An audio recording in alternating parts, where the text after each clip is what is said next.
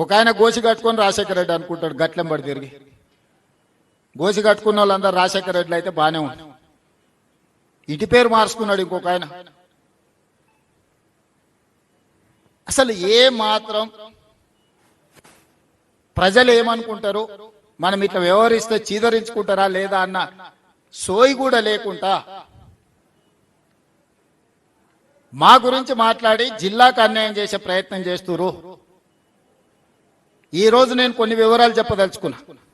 ఖర్చులు కాదు, జరిగిన అప్పులలో 10 సంవత్సరాలు బ్యాంకులలో తెచ్చిన అప్పులకు చంద్రశేఖరరావు గారు 41,118 కోట్లు బ్యాంకులకు అప్పులు అసలు కట్టింది.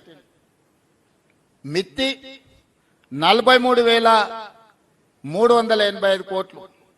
చంద్రశేఖరరావు 10 సంవత్సరాలలో సాగునీటి ప్రాజెక్టుల కోసం చేసిన అప్పులకు 84,503 కోట్ల రూపాయలు 10 ఏళ్లలో ఆయన కట్టింది.